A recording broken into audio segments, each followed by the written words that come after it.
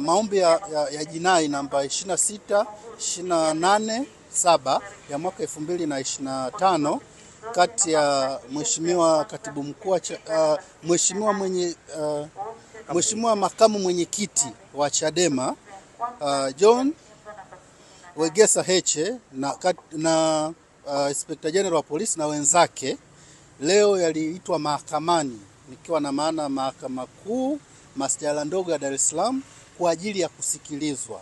Sasa kama ambavyo tulitaarifu umma tarehe iliyopita kwamba upande wa wajibu maombi waliomba kuleta majibu yao, nikiwa na maana kiapo kinzani kujibu yale maombi ya mleta maombi, na ni kweli wameleta majibu na yalikuwa yametakiwa kuletwa sio zaidi ya jana tarehe 9 mwezi wa 11 2025, na walifanya hivyo, na sisi leo waliweza kutupatia nakala.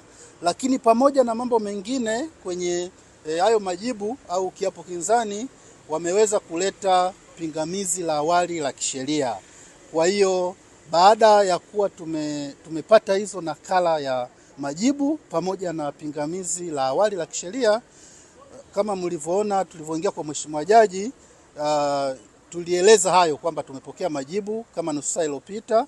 Sasa kutokana na mazingira yaliyokuwepo, pingamizi limeletwa muda mchache uliopita. Kwa upande wetu tukaona ni busara kwa faida ya mteja wetu tuweze kupata muda ili tujiandae, tuje kufanya kile ambacho mteja wetu ametutuma kusikiliza, na mahakama sasa ipate nafasi ya kusikiliza pande zote na kutoa majibu ya pingamizi la awali pamoja na maombi kwa ujumla. Kwa hiyo Mheshimiwa Jaji amepanga tarehe 13 mwezi huu wa 11 2025 saa 4:30 asubuhi maombi yaje kwa ajili ya kusikilizwa kwa pamoja na pingamizi la awali la kisheria ambalo limeletwa na wajibu maombi.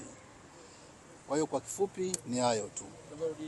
Kwa ukweli kwa hizi siku mbili hatujaweza kufanikiwa, lakini kwa taarifa ambazo tunazo ni kwamba juzi na jana hali yake haikuwa mzuri na aliweza kufikishwa hospitali ya taifa Muhimbili kwa ajili ya matibabu zaidi. Kwa hiyo tukitoka hapa tutaweza kufuatilia zaidi ili kuona hali yake inaendeleaje, lakini kwa wakati wa siku mbili zilizopita hali yake haikuwa mzuri na alifikishwa Muhimbili kwa ajili ya matibabu na check-up zingine za kitabibu.